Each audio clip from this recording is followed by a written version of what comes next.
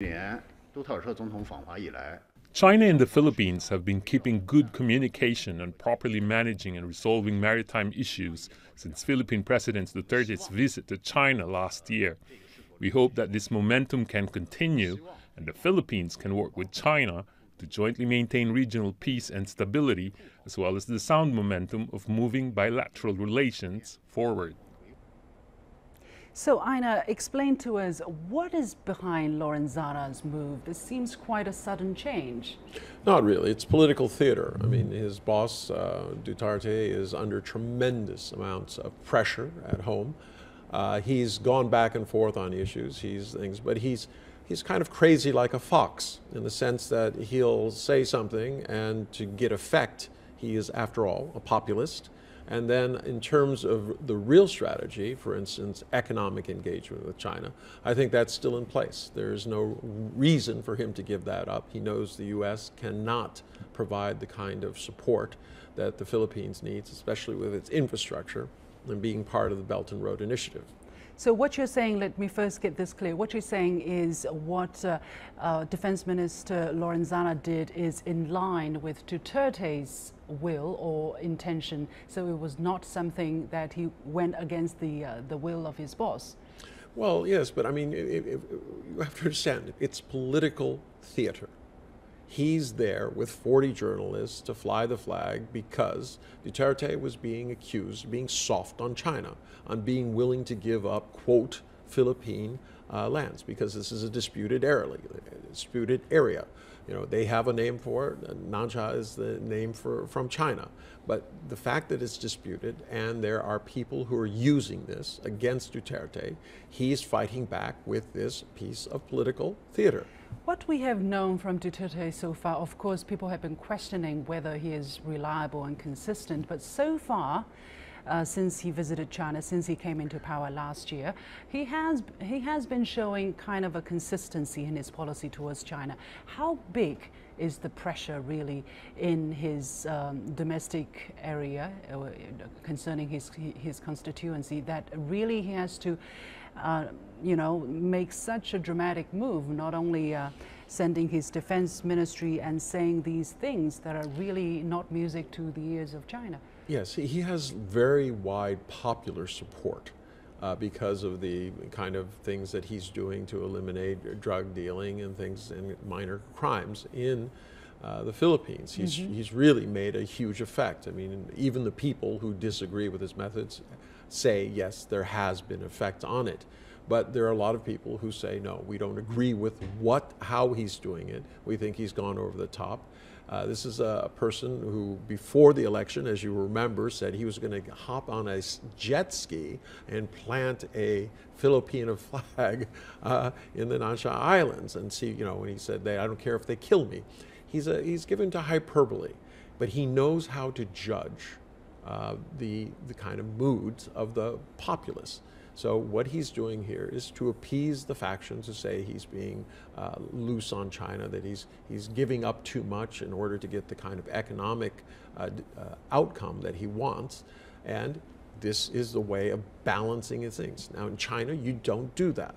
But when you're in a democracy, especially one which is kind of as combustible. A Western democracy, let's say. It's a Western-style democracy. It's combustible. I mean, you've had presidents, you know, actors, you know, all sorts of things come in. It's not that different in the United States. We're seeing this play out in Europe as well. So, you know, you can't blame him for the process that he's in. He's simply trying to survive and push forward policies that he thinks are in the best interest of his country. Some people are saying really that he's been too soft on China, that he's trying to cozy up to China.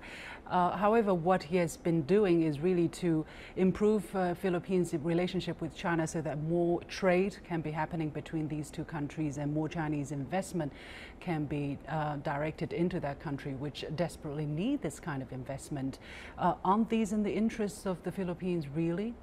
Yes, this is the long-term interests of the people, but when you start having nationalist cards that are being played, when you're under attack from the opposition because you're saying you're giving up sovereignty, you're sell out to China, these are just names that are calling, but this is the reality of politics in this kind of democracy. For a lot of people, this is seen as weakness, but it is what it is. And if you don't play the game will, in essence, play you. So he feels he has to do this. You'll note that he was not the one who went to the islands. He did not bring an entourage. He sent some military people. He sent enough press so that it was going to get lots of reaction. And that's probably the way that China should look at this. Mm-hmm. Now, I know that it is of grave concern, as the minister pointed out, but you have to understand the context. Otherwise, this will seem like it's a reversal. And I don't think it is, because as you pointed out, the future of the Philippines depends on getting infrastructure investment, all right, more trade. This is a country that's almost entirely reliant on Filipino abroad sending back monies to their communities. And working as housemaids and exactly in this kind of as we know that the trade between China and the Philippines, since the relationship between the two countries warmed up, has actually grown a lot. For instance, the import of banana doubled, so that's a very good example. However, people will be suspicious of his intention and let them do that. However, on the other hand, don't you think it is also a risky move by sending the defense minister to these islands and bringing all these journalists? Because in the end, if you don't follow up on what you were going to do, it will also backlash again. What are the risks there? Well, I know that's the way it seems, especially when you're in China. Can he not follow up on this? Well, he's not going to stop. Let's see what happens at the meeting that's starting on on what Monday. Do you think will happen in the ASEAN summit, as I mentioned, coming up this Saturday? For instance, we know that the last time there was this ASEAN meeting, which was taking place in Laos last October after the big row over the South China Sea case. However, some ASEAN member countries decided not to make the South China Sea case a big issue on the agenda. What do you think might happen this time, especially when we are just seeing this visit to the islands by the Filipino defense minister? Okay, I don't think that there's going to be, first off, the Philippines has the only adjudicated claim by the UNCLOS arbitration system and things like Convention on the Laws of the Sea. Laws of the Sea arbitration tribunal. Now they're separate entities. The tribal. Anyways, the main point is, remember that ASEAN is not a corporation. All right, what they do is it's consensus driven. Nothing comes out of ASEAN unless everybody agrees to it. And this is a new kind of international model. It really is what the UN was supposed to be, except they tended towards this idea of American corporate things. If you have 51%, you win and you get to impose your will on those who lost. In this particular case, this is much more Asian. And they say, look, we're not going to do anything unless we all agree. Mm-hmm. This is a much stronger thing, because when they do commit to it, it's meaningful.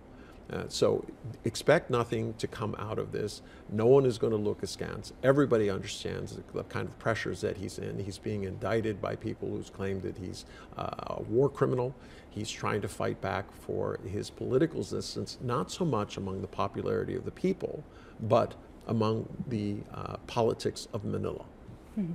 Finally, Duterte is expected to arrive in May in Beijing for a very high-profile summit on China's Belt and Road Initiative. Actually, his name is among the list that has been made public by the Chinese authority. Do you think the visit by Lorenzana has rocked the boat? I mean, he will be in a kind of embarrassing situation, right? No, well, okay. This is not. You don't think this is not a man who embarrasses easily, as we can tell from past events. You know, he recently said that he would be 50 times more terrible than terrorists, and he would eat any of the people captured alive. Oh. So this is he gives to hyperbole. He's a loosey-goosey politician who goes with the flow. And this is something that Beijing has to kind of take into it. You know, China wants to do the Belt and Road. Every single country that they're going to deal with will have a very different language, culture, custom, economic, and political system. And you cannot judge other systems by yours. This is a mistake often that people accuse America of. They say American exceptionalism, you must do as we do, otherwise you're not legitimate. right? So China, you have to start understanding the context of things and say, look, they're going to do it their way. Do we have an understanding at its base core? Do we have aligned principles? As you pointed out, the future of the Philippines is going to depend on its ability to do trade and to improve its infrastructure. That has not changed. And I don't think that he will stop coming to the May conference, and I don't think that he'll stop pushing for Philippine interests. Yeah, well, he seems to be a wild card, but deep down, I think he knows what he's doing, and the people of the Philippines know him, what he is doing. Otherwise, they wouldn't elect him into office, right? He enjoys a very high approval rating still till now.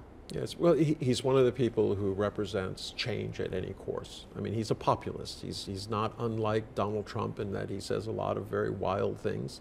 But on the other hand, he does seem to have a very consistent view of trying to help his people. In his own city that he ran for all of those years, he was able to make a substantial change from a place that was crime-ridden, where you couldn't walk the streets at night, to virtually one of the safest places in the Philippines. Yeah. Let's give him a chance. Let's wait and see. Thank you very much, Einar Tangen, a current affairs commentator.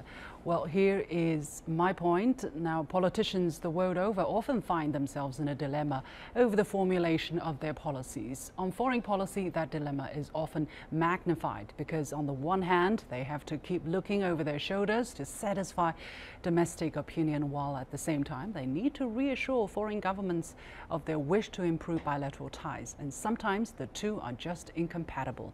Now, this would appear to be the case with Rodrigo Duterte, and it is to be hoped that as benefits from closer cooperation between the two countries become more clear to all parties, especially after next month's Belt and Road Summit in Beijing, the relationship between the two countries will grow stronger in the months ahead.